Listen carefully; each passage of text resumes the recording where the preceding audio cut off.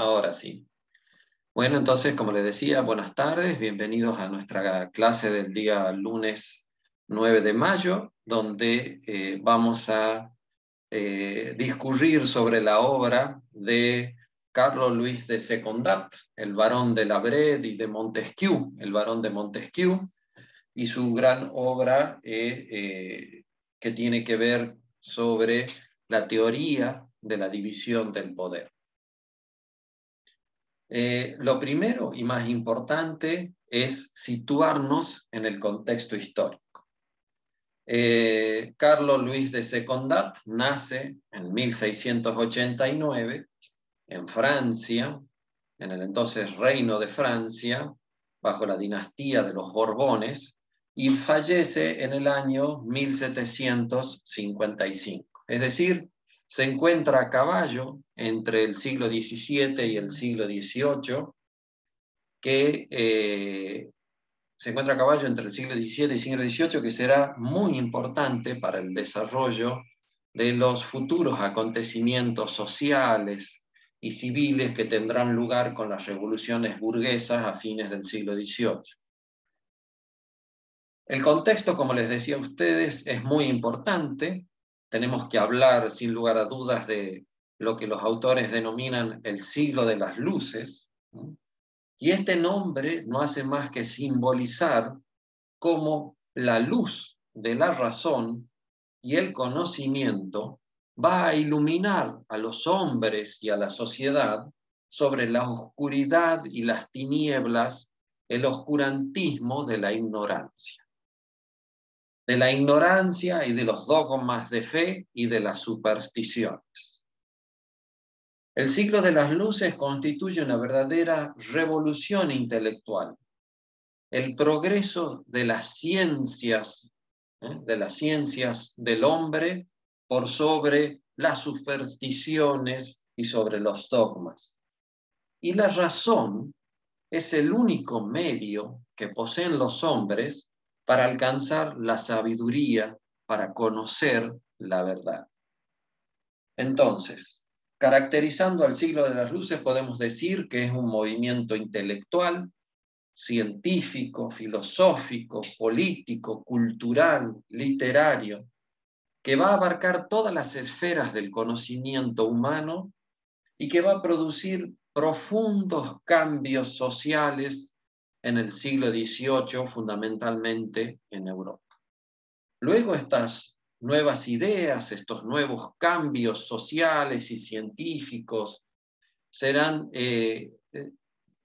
llevados de alguna manera hacia el nuevo continente, hacia nuestra América, produciendo que los movimientos independentistas tomen estas nuevas ideas para producir las revoluciones en el continente americano. Los avances de la ciencia y de la técnica, los avances por sobre la naturaleza, el dominio de la naturaleza, van a cambiar el mundo de manera definitiva. Las nuevas ideas sociales y políticas van a destruir el antiguo régimen establecido y van a establecer un nuevo orden mundial. El mundo, el universo, están regidos por leyes infalibles. Y solo a través de la razón y el conocimiento, solo a través de la ciencia, los hombres van a poder descubrir estas leyes que rigen el universo y el mundo. Estas leyes uniformes, estas leyes universales, rigen los fenómenos de la naturaleza. La razón y el conocimiento científico van a permitir a los hombres el progreso, van a permitir a los hombres el avance de la industria. Conociendo las leyes que rigen el mundo, los hombres podrán tener un periodo de progreso, un periodo de avance, un periodo de prosperidad, como nunca antes lo vio la historia de la humanidad. Esta también es la era de las invenciones y de los descubrimientos.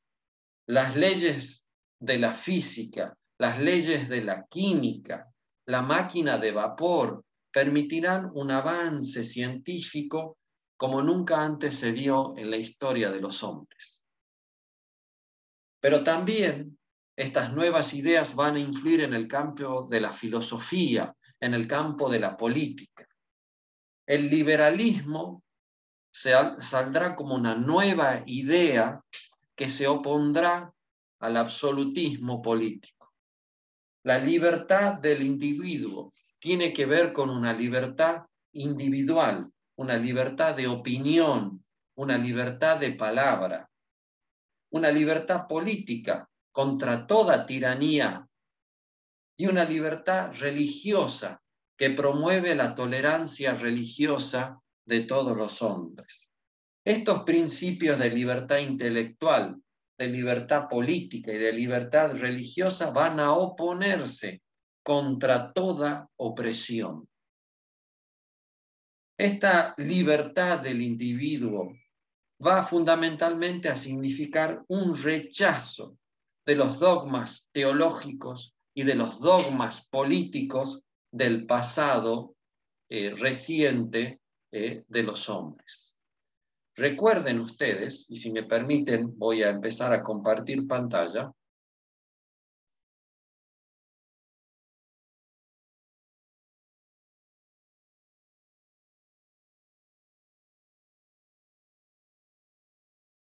Recuerden ustedes que la Europa del siglo XVII y del siglo XVIII, allí pueden ver ustedes en el aula virtual un mapa que establece cómo en el siglo XVIII la Europa se encontraba dominada por regímenes políticos autoritarios y autocráticos. Podemos decir que el absolutismo político reinaba por sobre la gran mayoría de los estados de la Europa continental. Allí ven ustedes solo dos excepciones. El Reino Unido de la Gran Bretaña, donde ya vieron ustedes que la Revolución Gloriosa había permitido que el Parlamento triunfara por sobre las aspiraciones absolutistas de los monarcas ingleses, y pueden también ver a la República de Polonia, que si bien era un reino, se encontraba regida por un parlamento muy fuerte, con fuertes limitaciones a la monarquía. Pero en el resto de los estados europeos reinaban monarquías absolutas. ¿Qué quiere decir esto? Donde el poder se encontraba absolutamente concentrado en las manos del monarca. Y estos monarcas, la voluntad del monarca constituía la ley. Y estos monarcas absolutos se encontraban por encima de la ley. La voluntad del monarca era la ley misma. El despotismo ilustrado, como ustedes pueden ver ahí, de alguna manera se imponía en los distintos estados como la forma de gobierno autoritaria, una forma de gobierno opresiva, que sometía a los súbditos y sometía a las sociedades de ese entonces.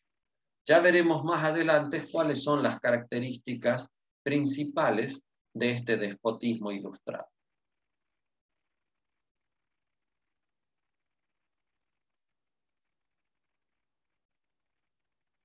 Entonces, el liberalismo se va a oponer a este régimen autoritario y autocrático de los monarcas absolutos. En lo político, va a destruir los privilegios de clase y va a proponer la igualdad de todos los ciudadanos. ¿Cómo se va a oponer a los privilegios de clase? Atacando, yendo en contra del orden establecido, en contra del absolutismo político, en contra del sistema feudal, que constituía un verdadero sistema opresor contra las libertades de los individuos. El liberalismo también tendrá un aspecto religioso, el de la secularización, es decir, el de la separación definitiva entre el Estado y la Iglesia. Recuerden ustedes cómo venimos del siglo XVII con las grandes luchas y guerras religiosas que van de alguna manera a trastornar y a destruir a la sociedad europea durante el siglo XVII. La guerra de los 30 años que deberá soportar Europa entre 1618 y 1648. Y las grandes catástrofes que tendrán lugar en las sociedades europeas por donde los ejércitos, ya sea protestantes o católicos, pasaban en su lucha por imponer una única visión, una única fe a toda la sociedad europea. Y en contra de esta visión única de que debía prevalecer una única fe en Europa, el principio del liberalismo religioso va a promover la tolerancia religiosa, ¿sí? Y el pacifismo, la libertad de religión. Noten ustedes cómo principios que nosotros tenemos tan encarnados y tan enraizados y que nos parecen tan naturales para nosotros en la sociedad del siglo XXI, fueron principios que llevaron mucho tiempo que los hombres y los gobiernos pudieran aceptar. Existía antiguamente el principio de que la religión del príncipe debía ser la religión imperante en sus territorios. Así, si el monarca era un monarca católico, imponía su religión a sangre y fuego, violentamente, sobre sus súbditos. Y aquellos que no profesaban la religión católica eran perseguidos. Tal el caso de los hugonotes franceses, los hugonotes como eran conocidos los protestantes, calvinistas, luteranos que habitaban el territorio francés, que eran perseguidos por la monarquía católica de los Borbones.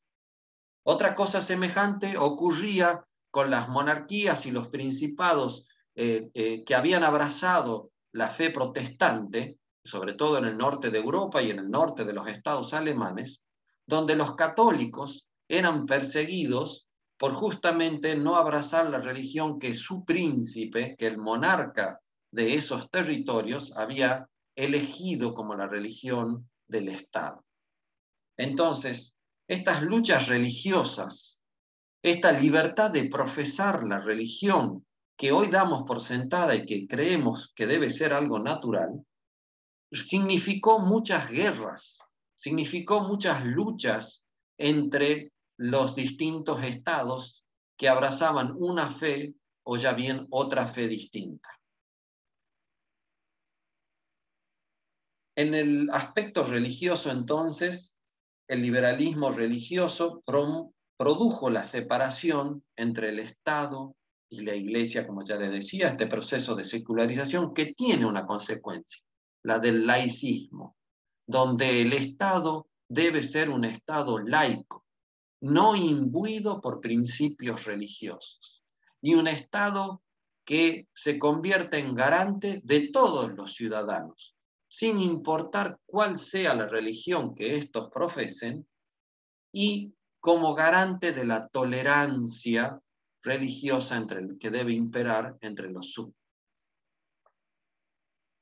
Un tercer aspecto del liberalismo político, del liberalismo, es el liberalismo económico.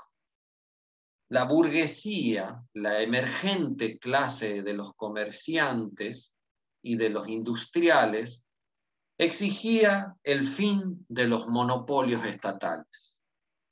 Exigía que la actividad comercial e industrial no se encontrara fuertemente regulada por el Estado y propugnaba la no intervención del Estado en la economía.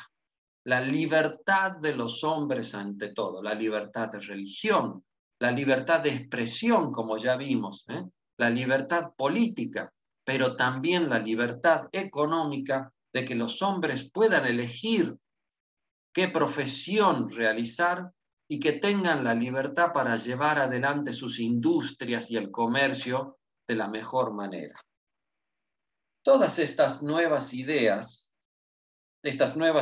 políticas van a provocar profundos cambios sociales y van a sacudir los cimientos de lo que entonces se conocía como el antiguo régimen. Contra la tiranía de los gobernantes y los sacerdotes, dirá Montesquieu, el liberalismo emerge como el campeón de las libertades individuales. Y las obras, fundamentalmente de estos librepensadores, de estos filósofos y autores del siglo XVIII, como Voltaire, Locke, Rousseau y Montesquieu, van a producir entonces los cambios radicales y fundamentales en la sociedad del siglo XVIII. Así surgirá la Revolución Norteamericana en 1776, la Revolución Francesa en 1789. Y no debemos olvidar el antecedente anterior de esta, que fue la Revolución Gloriosa en Inglaterra en 1688, que dio fin a la monarquía absoluta en el Reino Unido de la Gran Bretaña. Entonces, estas revoluciones burguesas, estas revoluciones van a instaurar un nuevo orden social en la Europa de fines del siglo XVIII y principios del siglo XIX. Otro de los antecedentes importantes a tener en cuenta es lo que llamamos el iluminismo y la enciclopedia. El iluminismo también hace referencia a esta cuestión, como les adelanté, de la luz de la razón. La luz de la razón va a iluminar la oscuridad de los dogmas, va a iluminar con el conocimiento el oscurantismo de la superstición. Educar a la sociedad es el objetivo fundamental que va a dar por tierra, ¿no?, que va a poner fin al absolutismo y a la tiranía. Una sociedad culta e inteligente que cultive la filosofía y la política serán el fin del absolutismo y de la tiranía. Entonces, así, la luz de la razón, el conocimiento, van a permitir el progreso de la sociedad, sacándola de la irracionalidad, sacándola de la superstición, sacándola de la esclavitud de los dogmas. El libre pensamiento y el conocimiento científico permitirán el progreso de nuestras sociedades. Entonces, y el auge de las ciencias y de la técnica, a través del descubrimiento de los principios científicos que rigen la física, la química, la biología, van a permitir a los hombres conocer las leyes que rigen el mundo de la naturaleza. Van a permitir a los hombres conocer esas leyes universales que rigen el mundo físico. Y así los hombres podrán dominar a la naturaleza, podrán dominar el mundo y producirán un efecto importantísimo para la historia de la humanidad, que es el de la revolución industrial.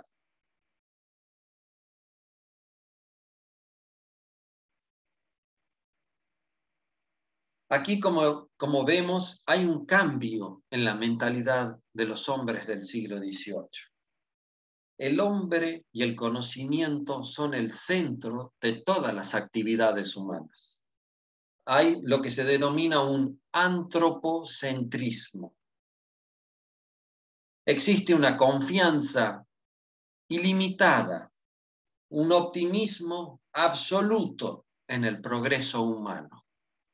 El hombre, a través del conocimiento racional, va a imponerse por sobre la naturaleza y el mundo físico, lo que le va a permitir dominar el mundo, le va a permitir un continuo e indefinido progreso de la sociedad.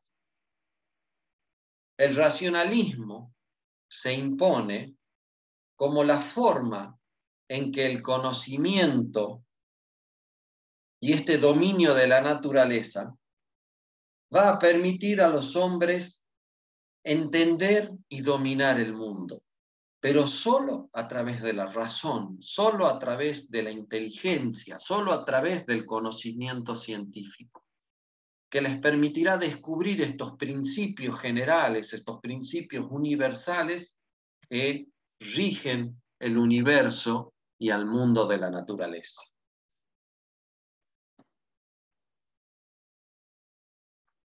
En lo político, en estas sociedades europeas del siglo XVII y del siglo XVIII, existía lo que se denominaba el antiguo régimen, que era, como ustedes ya vieron en clases anteriores, esta pirámide social, ¿sí?, rígidamente establecida,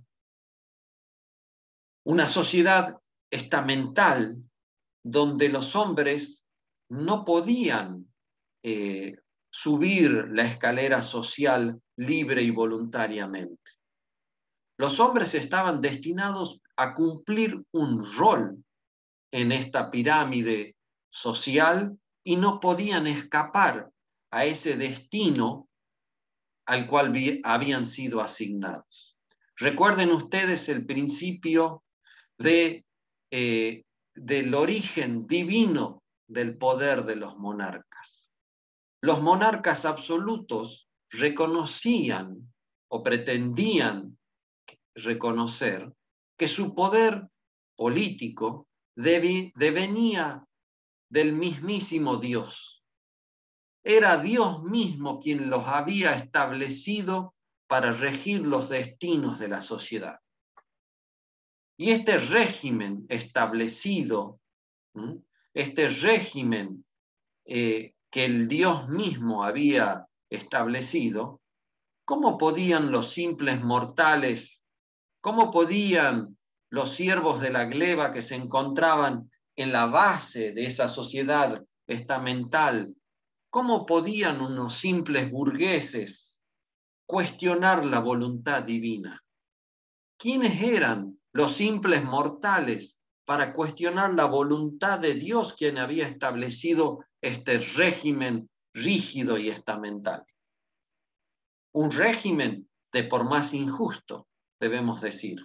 Un régimen que establecía castas de las cuales los hombres no podían apartarse, y un régimen que establecía tremendos privilegios e injusticias entre los hombres. Los estamentos sociales eran absolutamente rígidos y se pertenecía a ellos por nacimiento. La nobleza y el clero, por privilegio de sangre y de nacimiento, monopolizaban las tierras y los cargos públicos. Existía un régimen corrupto donde primaba el abuso de poder. Esta nobleza y el clero se encontraban además exentos de pagar impuestos.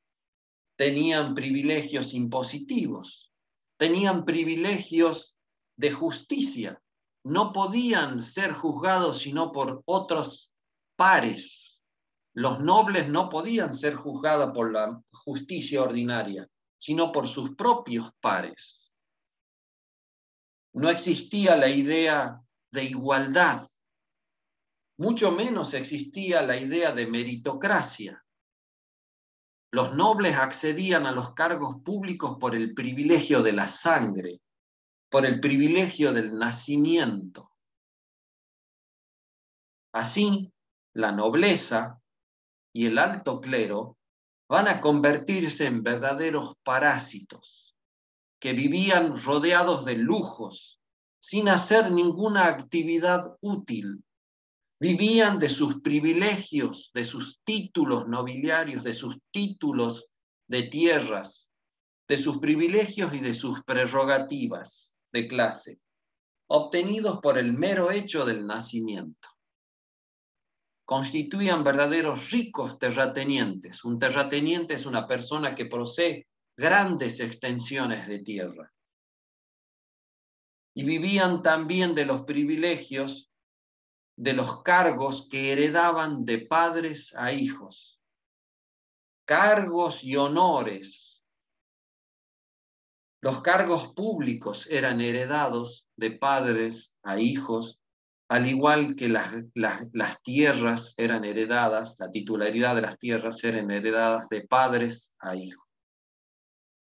Y era muy difícil para la mayoría de la sociedad que había nacido no en estas castas privilegiadas, no en estas castas que tenían por derecho de nacimiento asegurado los cargos y un futuro venturoso de privilegios, poder escapar a ese destino cruel al que eran condenadas, porque no podían esquivar aquel destino que les era impuesto por esta rígida sociedad estamentaria.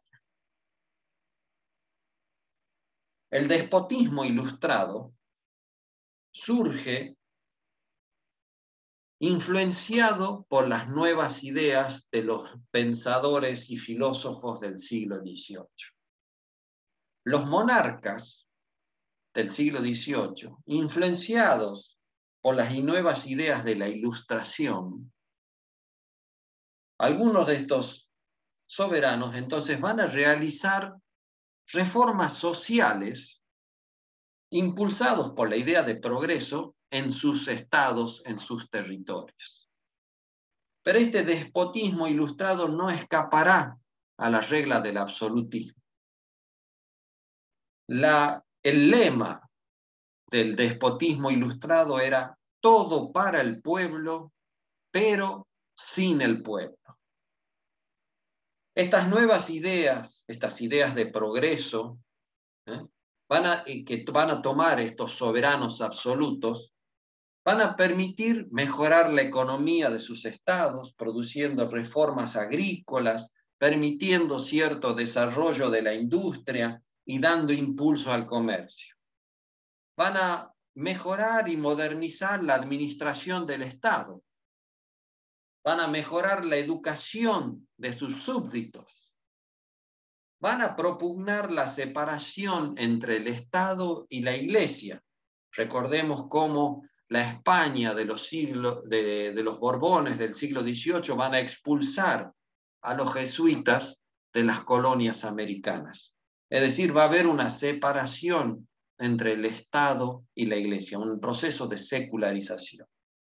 Pero de ninguna manera esto va a significar que los ciudadanos van a poder gozar de ciertas libertades políticas.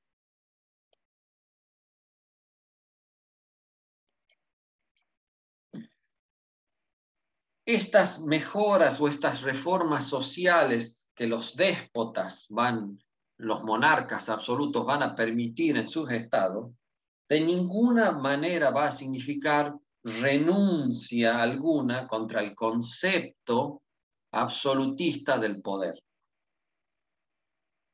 No van a renunciar a los privilegios de clase. Los monarcas van a seguir siendo monarcas absolutos. ¿Y qué se imaginan ustedes por un monarca absoluto? Es ese monarca que concentra en sus manos todo el poder religioso, el poder político. Recuerden ustedes la imagen del Leviatán, esa imagen de ese monstruo bíblico de la obra de Hobbes, donde en una mano concentra el báculo del poder religioso y en la otra mano concentra la espada del poder cívico. Entonces, el poder se encuentra absolutamente concentrado en las manos de ese monarca, que ejerce el poder en forma autocrática y autoritaria.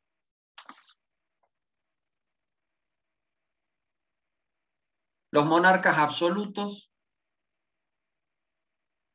el despotismo ilustrado, concentra la totalidad del poder en las manos del monarca.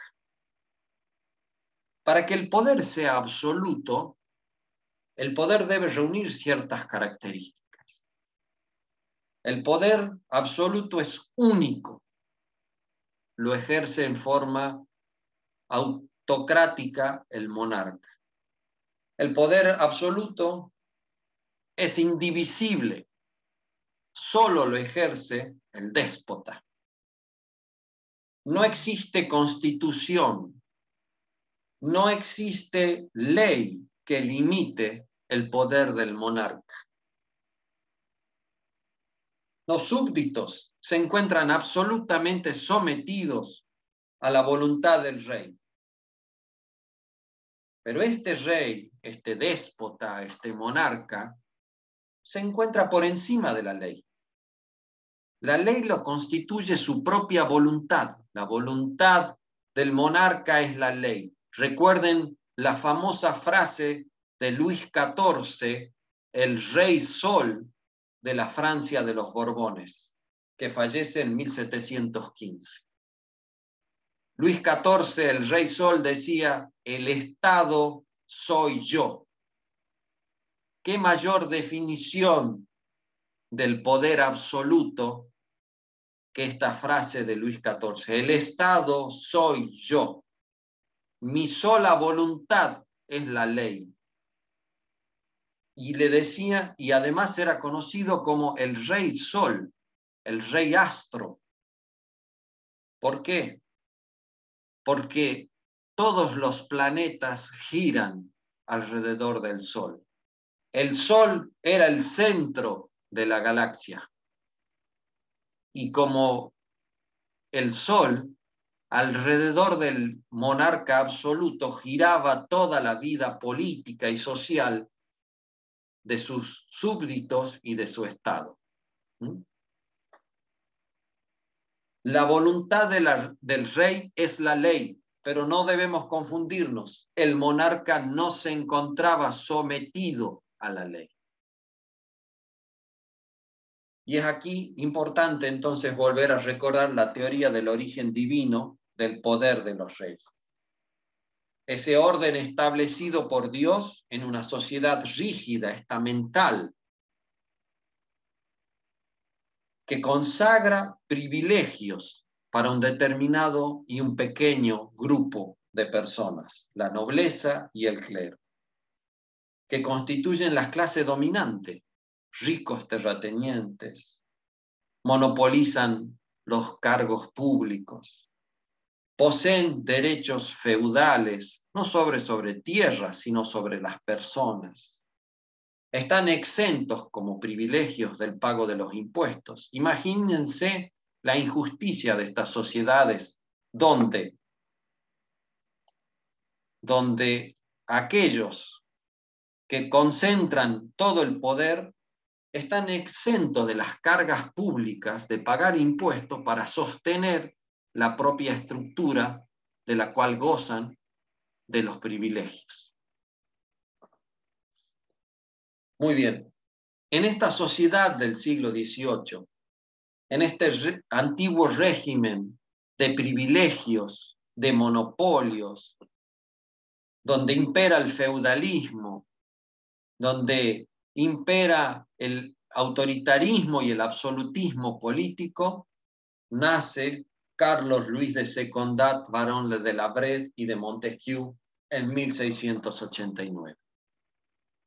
No nos confundamos, el barón de Montesquieu era parte de esta sociedad privilegiada, de esta nobleza, de esta nobleza que de alguna manera gozaba de los privilegios de la sangre y del nacimiento. Como noble, va a tener derecho a estudiar y a los privilegios de una educación sin parangón para los regímenes, para los estatutos de su tiempo. Al morir su padre, va a heredar la baronía de la Brede en 1713. Y al morir su tío, Jean-Baptiste, va a heredar la baronía de Montesquieu en 1716. Pero esta baronía conllevaba además el ejercicio de un cargo público. El presidente del Parlamento de Burdeos. Este cargo, heredado por el barón de Montesquieu, ¿sí?, significaba que iba a ejercer la presidencia de la Corte de Justicia de la ciudad de Burdeos. Como magistrado, como juez, aquellos contemporáneos de Montesquieu van a dejarnos algunos escritos donde se lo describe como un buen magistrado, responsable, trabajador, prestigioso en su trabajo, pero que de ninguna manera escapa a las reglas y a los principios de su siglo. Montesquieu fue una persona que gozó de los privilegios de clase y de nacimiento, los principios de la sangre, al heredar no solo las tierras, sino también los cargos y honores que conllevaban el título de nobleza. Amante de la escritura y de la lectura, Montesquieu escribirá su primer libro, Las Cartas Persas, en 1721. Este libro va a otorgarle ya fama y éxito. Pero el libro constituye una verdadera crítica a la sociedad francesa del siglo XVIII. Una crítica a cómo las instituciones políticas eran llevadas en el siglo XVIII en Francia. Va a analizar los usos y las costumbres. Dos persas venidos de la corte oriental van a recorrer Europa y Francia particularmente y van a enviar mediante cartas sus observaciones, sus inquietudes a sus amigos en Asia. Pero estas inquietudes y estas observaciones, escritas por el propio Montesquieu, no harán más que denunciar el favoritismo, la corrupción que imperaba en el régimen despótico del rey francés Luis XIV y Luis XV en la Francia borbónica. En su obra, Montesquieu también va a rechazar la teoría del pacto social. Va a rechazar la teoría del contrato social como algo natural a los hombres. La teoría del contrato social o del pacto social establecía que era de la naturaleza de los hombres vivir en sociedad. Recuerden ustedes que ya con Aristóteles, en la Grecia clásica, veíamos cómo Aristóteles y los griegos entendían que era de la esencia y de la naturaleza propia de los hombres vivir en sociedad.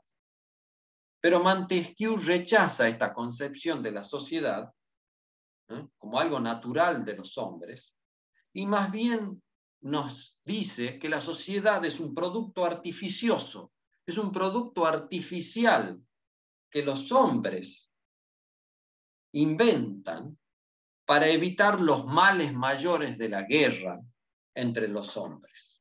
Es decir, que la sociedad para Montesquieu no es algo que hace a la naturaleza de los hombres, sino que es un producto artificioso al cual los hombres deben recurrir para evitar males mayores como el de la guerra y de la destrucción, logrando así la paz y la seguridad, aquellos principios que Hobbes ya nos enseñó que eran el principio fundamental de la existencia del Estado. Ingresará a la Academia de Burdeos, a la Academia de Ciencias y Letras de Burdeos, y más tarde, en 1728, será reconocido como miembro de la Academia Francesa. escribirá numerosos ensayos y viajará constantemente a la ciudad de París, donde va a visitar los famosos salones de la sociedad parisina, donde ebullían las nuevas ideas y los nuevos pensamientos de la Ilustración y del Iluminismo, de Voltaire, de Locke, de Rousseau, y sus obras eran discutidas en estos salones.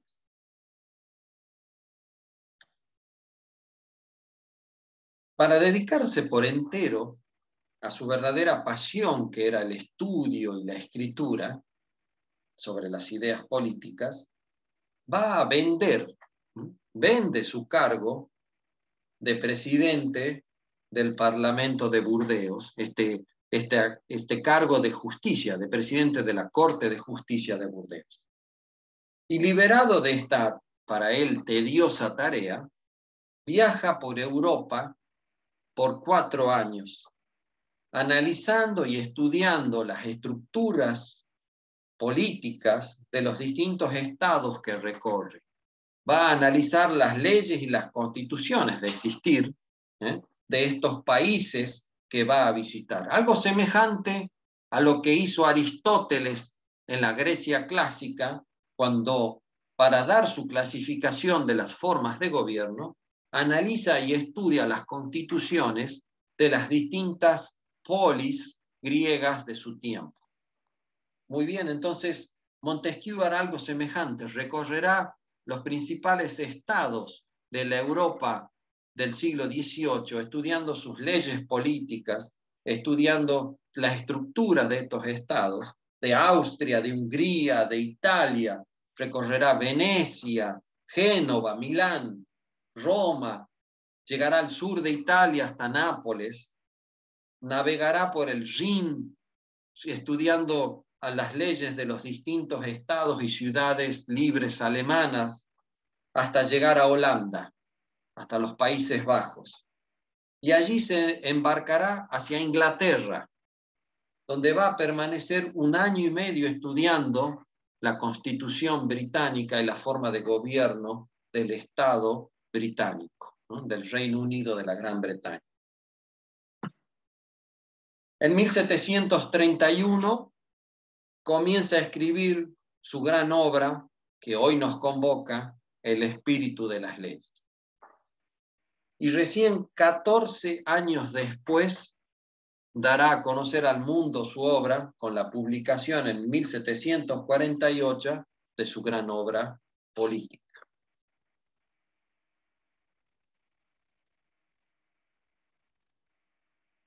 A lo largo de su vida, Montesquieu va a alternar sus largas horas de trabajo en el castillo de la Brette con los viajes a París, donde visita, como ya les dije, asiduamente los salones literarios, filosóficos y políticos, participando y discutiendo sobre las distintas obras de los distintos pensadores de su tiempo. En 1755, en el transcurso de uno de estos viajes, el barón de Montesquieu va a fallecer. Su libro, El espíritu de las leyes, le otorgará fama resonante. Será admirado y estudiado en toda Europa. Y todo el siglo XVIII y los acontecimientos sociales de fines del siglo XVIII serán imbuidos por las ideas de la Ilustración, del liberalismo, que traducen su obra fundamental. Como hemos dicho, en su obra, su método es el histórico experimental. Va a recorrer los estados de su tiempo, estudiando y analizando las leyes políticas que rigen y las estructuras de estos estados. La observación empírica de la realidad política, para establecer principios y clasificaciones, con el objetivo de desentrañar la verdad de la política, que rige la política. Su obra, El espíritu de las leyes, desnuda la realidad de su tiempo. En su obra se propone luchar contra la corrupción y los vicios que rigen en los estados absolutistas y despóticos. Su obra denuncia al despotismo, sus excesos y sus abusos. Y su obra, podemos decir sin dudas, que tiene como eje la libertad de los hombres. Su obra está dedicada al estudio, entonces, como ya dijimos, de los gobiernos y las leyes de su tiempo. Va a distinguir distintos tipos de gobierno y va a examinar sus principios, su naturaleza y su corrupción. El Barón de Montesquieu va a establecer una nueva clasificación o tipología de las formas de gobierno. Pero para ello va a apartarse de la clasificación clásica de Aristóteles. Adopta una nueva clasificación de 3 formas o tipos de gobierno.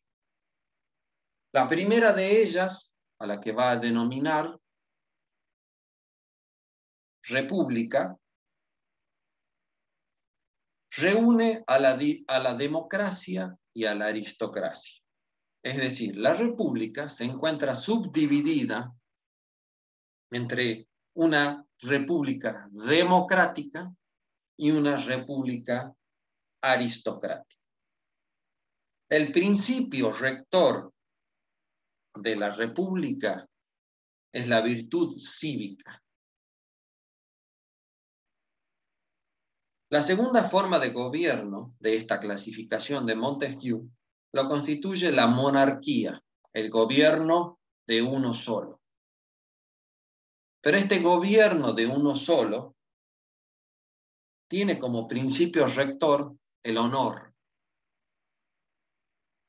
Nótese que ambos, república y monarquía, están regidos por el imperio de la ley.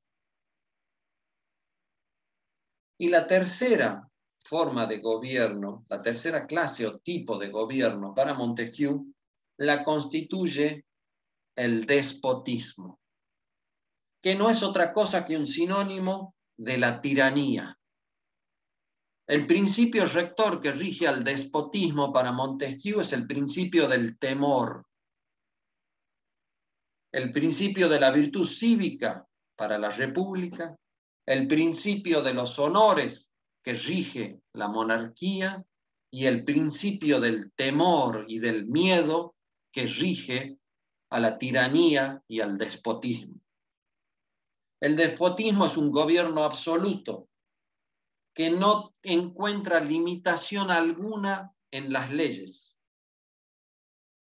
El despotismo es el gobierno del abuso del poder, el abuso de la fuerza por un grupo o una persona. Que este abuso de poder o fuerza se ejerce contra los otros, contra los súbditos. El despotismo es un régimen corrupto, donde priman los privilegios, que niega el imperio de la ley, niega la libertad de los súbditos. Es un gobierno autoritario que se impone sobre la voluntad y la libertad de los súbditos y de los ciudadanos. En esta clasificación tripartita que hace Montesquieu, distingue 2 nociones. La noción de naturaleza, que es aquello que hace que el gobierno sea lo que es decir, la esencia de ese gobierno, su estructura, su mecanismo. De esta naturaleza derivan las leyes políticas. De la naturaleza derivan todas aquellas normas que tienden a la organización del Estado. Es lo que podemos decir el derecho constitucional. Y distingue una segunda noción, la de los principios. Ese motor, lo que mueve o impulsa al gobierno a actuar, lo que lo hace actuar, su impulso y su movimiento. De este motor y de estos principios derivan las leyes civiles y sociales. Es lo que podemos decir el derecho civil y el derecho penal. Ahora bien, vamos a caracterizar a cada una de estos tipos o formas de gobierno de Montesquieu. Primero, vamos a hablar sobre la República Democrática, cuyo principio es la virtud, pero no es la virtud cristiana de San Agustín, o no es una virtud moral, es una virtud cívica, el amor por la patria, el amor por las leyes, el amor por la igualdad de los hombres. Esta virtud cívica, esta virtud pública, deja de lado el interés propio, individual, egoísta, limita la ambición personal e individual, limita el deseo de poseer riquezas. Esta virtud cívica, que es el principio de la República Democrática, otorga preferencia al interés público, al interés de la comunidad y al deseo de prestar servicio a la patria. La naturaleza de esta república democrática es aquella en la que la soberanía está en el pueblo. Este pueblo actúa en algunos casos como soberano y en otros casos como súbdito. ¿Cómo es esto? ¿Cómo es esto posible? Porque el pueblo manda a través del sufragio, dicta su voluntad cuando vota, cuando ejerce el sufragio, porque el pueblo vota a sus magistrados, pero igualmente obedece a los magistrados por él nombrados. Entonces, por eso habla Montesquieu de esta naturaleza de la soberanía del pueblo, que en algunos casos actúa como soberano y en otros como súbdito, que elige a sus magistrados, pero además tiene el deber de obedecer a los magistrados por él designados. El segundo tipo o forma de gobierno es el de la república aristocrática. La naturaleza de esta república aristocrática es en la que el poder se encuentra en las manos de unos pocos. Solo una parte pequeña del pueblo posee el poder y el resto del pueblo, la mayoría, es súbdito de aquel grupo gobernante. El principio rector de esta república aristocrática es también la virtud, pero no es la virtud cívica de la república democrática, no es el amor a la patria de la república democrática, sino que es la virtud de la moderación de los grandes, la moderación de aquellos que rigen los destinos del Estado y que deben compensar la grandeza y los privilegios de ser magistrados, es decir, de aquellos que gobiernan el Estado, con la brevedad de la duración en el cargo. Estos privilegios y estas grandezas propias de los magistrados se compensa entonces para Montesquieu con la brevedad de la duración, porque al encontrarnos en una república, estos grandes, estos pocos, estos magistrados son elegidos por el sufragio.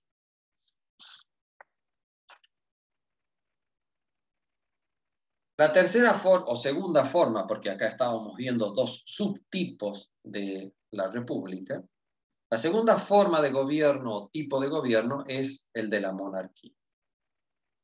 Como hablábamos y ya conocemos, la naturaleza hace que el poder sea ejercido por uno solo. Pero este rey, este soberano, este monarca, lo hace gobernando conforme a las leyes. El gobierno de uno solo, el monarca, es fuente de todo poder político y civil, pero gobierna no en interés particular, sino en interés de la comunidad, y gobierna además respetando las leyes. El principio que rige el motor de esta forma de gobierno es el honor, los honores, ese sentimiento de la propia grandeza, que es el móvil que impulsa a este gobierno a andar, a actuar. Pero para ello, el monarca necesita de la existencia de cuerpos intermedios dependientes de su propio poder, para poder poner en marcha las fuerzas del Estado y llevar adelante las acciones del Estado. El poder del clero, el poder de la nobleza, el poder de los magistrados, que se convierten en poderes intermediarios entre el monarca y sus súbditos o el pueblo. Este principio rector de los honores debe salvaguardar la dignidad y la obediencia. Este principio no debe convertirse en algo deshonroso,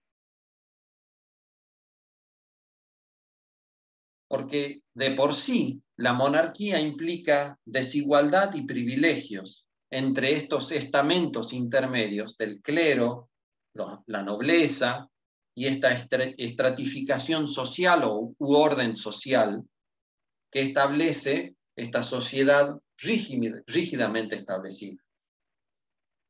Pero cuando el honor y los privilegios se convierten en algo deshonroso, en la adoración de sí mismo del monarca, en la indiferencia del bien público de estos poderes intermedios, en la obediencia ciega de estos poderes a un monarca que se convierte en un tirano, ello se traduce en el principio del servilismo. Estos poderes intermedios son serviles a la adoración de un monarca o de un tirano y a la indiferencia que debe regir, y la indiferencia del bien público que debe regir en la monarquía. Así surge la corrupción, que no conoce otra ley que la propia voluntad del monarca, y que no conoce otro interés que el interés propio del monarca. Por último, la tercera forma de gobierno para Montesquieu la constituye el despotismo, que algo ya acabamos de estar hablando. La naturaleza del gobierno despótico es que es el gobierno también de uno solo. Pero el monarca no gobierna en interés de la comunidad o no gobierna respetando los intereses de la comunidad. No gobierna conforme a las leyes. El monarca despótico, el tirano, gobierna a su capricho, gobierna a su entero antojo. Su propia voluntad es la ley. Reina por sobre todos, sin respeto a la ley. Se encuentra por sobre la ley. Y su voluntad, que constituye la ley, se aplica a todos sus súbditos, pero él se encuentra por encima de esa ley. El principio que rige al despotismo, lo que lo mueve, lo que lo impulsa a actuar es el terror, el temor, el miedo. Es un régimen brutal y corrupto. Se corrompe a los distintos estamentos de la sociedad sin cesar. Su naturaleza misma es corrompida. Para el despotismo, el arte de gobernar es el arte de corromper. El despotismo es un régimen donde no existe la libertad de los individuos. Los hombres no son libres. No son libres de ejercer sus derechos políticos. No son libres de ejercer sus derechos religiosos o económicos. Todo, la vida privada y la vida pública, todo se encuentra sometido a la voluntad caprichosa, autoritaria y autocrática del soberano. Imaginen ustedes lo que significaba para los hombres del siglo XVIII vivir en una sociedad y en un estado regido por un monarca despótico, por un monarca absoluto, que decidía todos los aspectos de la vida de los hombres, los aspectos de la vida pública y los aspectos de la vida privada. Porque la ley, la única ley, era la voluntad del soberano. Y llegamos así a la definición de libertad, el principio más importante de la obra de Montesquieu. La definición de libertad para Montesquieu es el derecho a hacer todo lo que las leyes permiten. Una sociedad es libre para Montesquieu cuando el poder detiene al poder.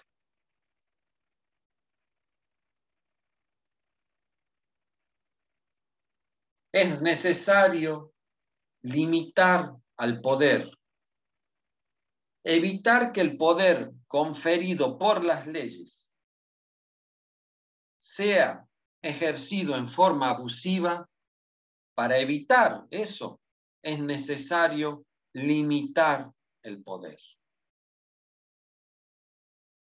Quien impera en una sociedad libre no es el monarca, no es el soberano. Quien impera en una sociedad libre es la ley.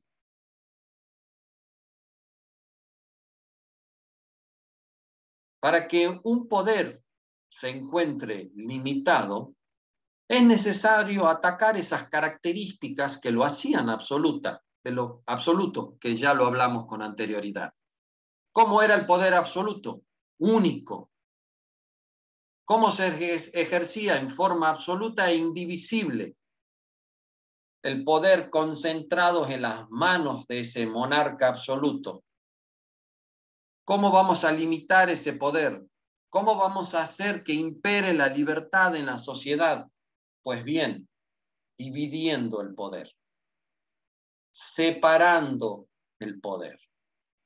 Es necesario que existan varios poderes para que el poder absoluto deje de serlo. Para que deje de ser un poder único, es necesario dividirlo, separarlo, para que no se encuentre concentrado en las manos de uno o de unos pocos, es necesario dividir el poder con un sistema que lo equilibre de pesos y contrapesos. Hay que atacar la unicidad del poder, hay que dividirlo, hay que limitarlo. El poder dividido, el poder limitado, destruye el absolutismo.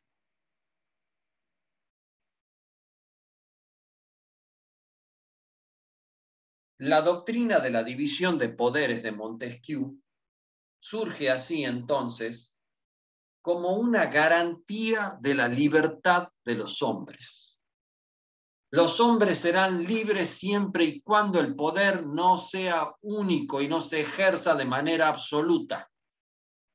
Los hombres serán libres cuando el poder se encuentre limitado y dividido. Gobiernos moderados exigen la división de poderes. La división de poderes, señores, evita el abuso de poder. Cuando el poder reprime al poder, evita que éste se encuentre unido, evita la reunión del poder en una única mano todopoderosa. Los gobiernos moderados son aquellos donde prima la separación de poder y un sistema de equilibrios que lleven igualdad y equidad a los ciudadanos. Para asegurar la libertad, insisto, es necesario limitar y dividir al poder frente a toda posibilidad de opresión. Y para ello Montesquieu va a retomar la trilogía de la división de poder de John Locke, que dividía el poder en poder ejecutivo, en poder legislativo y en poder federal.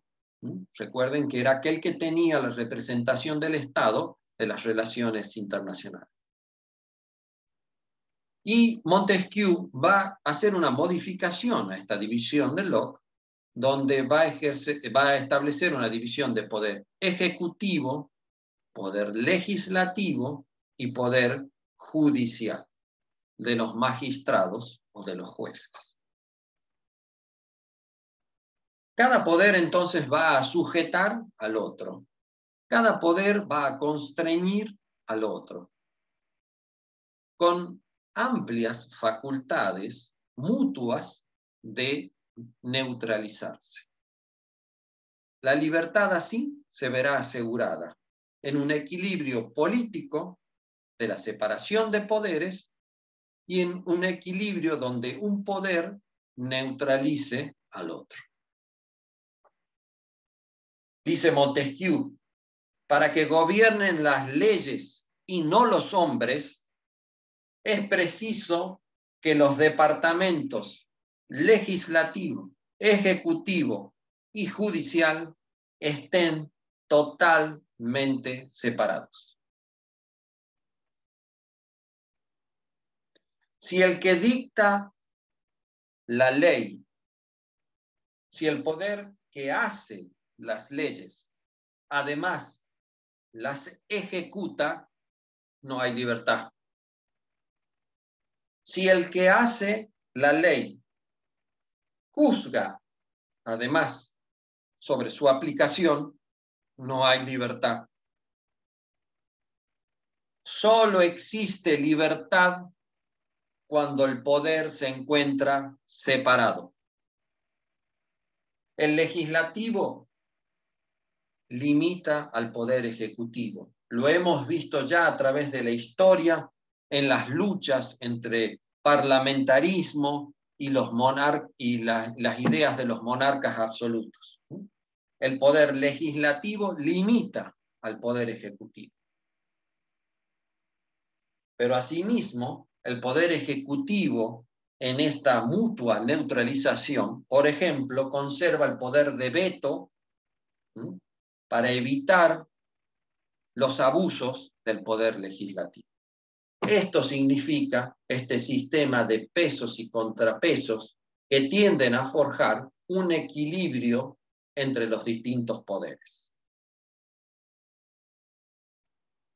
Aunque suene redundante decirlo a estas alturas ya, pero para la división tripartita del poder de Montesquieu, el poder legislativo es aquel que dicta la ley, el poder ejecutivo es aquel que administra o pone en vigencia la ley a través de la administración del Estado, y el poder judicial es el que protege la aplicación de la ley a través de las sentencias judiciales.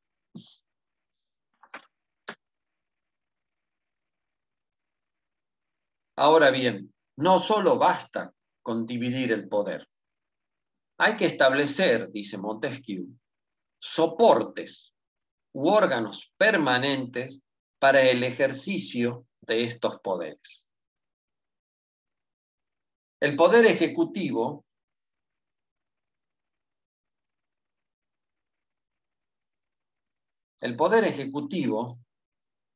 ya sea el gobierno de uno solo, un monarca, un presidente,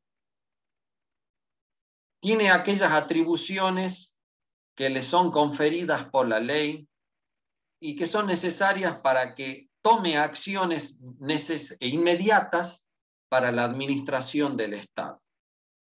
Es decir, necesita órganos que le permitan una rápida acción en la administración del Estado. El poder legislativo se encuentra para Montesquieu, y recuerden ustedes que sus viajes al Reino Unido en el siglo XVIII, donde va a copiar esa estructura del Parlamento británico por una Cámara Alta, donde van a estar representadas las personas distinguidas, aquellas con privilegios de nacimiento, de riqueza y honores, la aristocracia. Y una Cámara Baja, donde se encontrarán los representantes populares, de los burgos, de las ciudades, los burgueses y del campo. Ambas cámaras forman un único cuerpo donde tienen derecho a oponerse a las tentativas de supremacía de uno por sobre el otro. Esto tiene que ver con este sistema de pesos y contrapesos, donde un poder limita al otro. La Cámara Alta necesita, para poder aprobar las leyes, también del consenso de la Cámara Baja, ¿sí? Y es necesario entonces que se tiendan puentes y se generen acuerdos entre ambas representaciones para lograr la sanción de una ley. Existen restricciones para el poder legislativo, porque este podría convertirse también en un poder despótico. Porque el poder ejecutivo es quien convoca a las sesiones, al periodo de sesiones ordinarias o extraordinarias. Y el poder ejecutivo conserva el derecho de veto sobre las normas que aprueba el poder legislativo. Y el poder judicial también pone límites al poder sancionatorio de leyes del poder judicial, como con el control de constitucionalidad de ciertas normas, ¿sí? Y en la forma en que estas normas son ejecutadas por el poder ejecutivo. Por último, el poder judicial. Dice Montesquieu que hay que poner, y digamos con certeza que sabía y conocía muy bien de lo que hablaba, porque Montesquieu ejerció el poder judicial como presidente del Tribunal de la ciudad de Burdeos. Hay que poner límites a la arrogancia de los jueces. El poder no es de los jueces. El poder pertenece a la ley. Y para Montesquieu los jueces deben ser casi como seres inanimados que no pueden suavizar la fuerza o el rigor de la norma y de la ley. Existe un gran límite de Montesquieu a la interpretación de la norma y de la ley por parte de los jueces, ¿sí? Muy bien. Por último, vamos a hablar sobre el espíritu general. ¿Qué es el espíritu general para Montesquieu? Montesquieu nos enseña que el espíritu general es aquello que determina a una sociedad. El espíritu general es aquello que da el tono, dice Montesquieu, que crea un carácter común a la sociedad, una manera común de pensar, ¿no? Y que va a enumerar cosas que de alguna manera gobiernan a los estados o a los hombres. Este espíritu general para Montesquieu está determinado por 6 elementos que hacen ese carácter común de una sociedad. En primer lugar, habla de la religión. En segundo lugar, habla del clima. En tercer lugar, habla de las leyes. En cuarto lugar, habla de la costumbre. En quinto lugar, habla de los usos sociales. Y luego, con el tiempo, añadiría un sexto elemento, que es el ejemplo de las cosas pasadas. Para encontrar ese espíritu general de la sociedad, dice Montesquieu que es necesario remontarse en cada caso particular, en cada sociedad en particular, al análisis de estos 6 elementos que permitirán desentrañar ese carácter común de una sociedad en particular. Recuerden que nos encontramos en el siglo XVIII. Recuerden que nos encontramos en el siglo de las luces y de las nuevas ideas. Y que por más que uno no se encuentre totalmente de acuerdo con algunos principios o postulados, constituían novedosas y nuevas ideas para su tiempo, para estos autores y para la sociedad de ese entonces.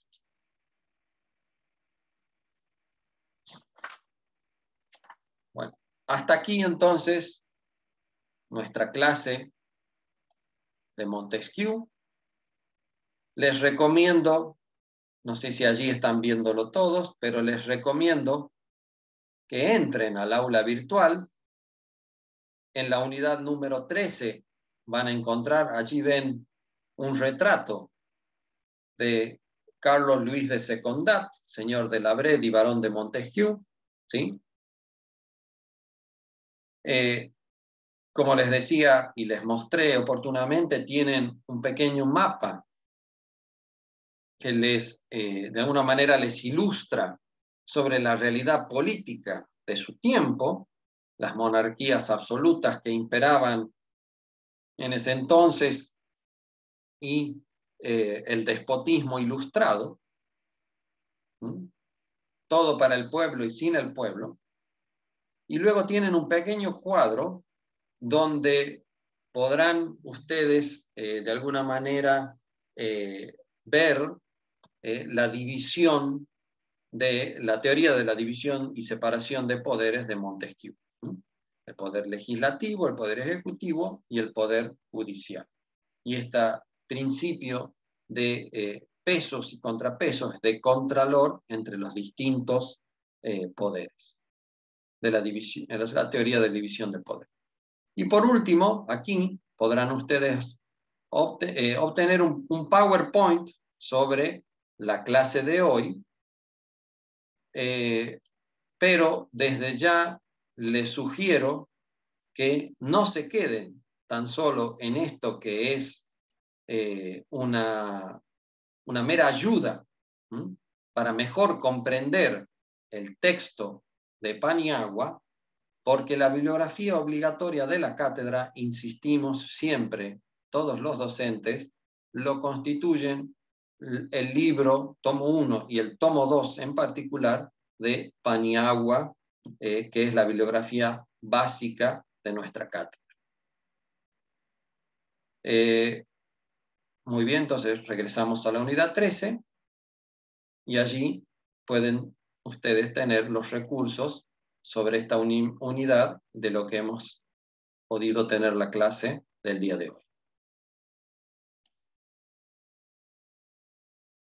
Muy bien, les agradezco por la atención, espero que hayan podido entender y haya podido yo transmitir claramente las ideas de Montesquieu, pero fundamentalmente mi mayor ambición es que todos ustedes sean capaces de comprender al autor en su contexto, porque cada obra y de cada autor es resultado del tiempo en que los pensadores viven y desarrollan su vida.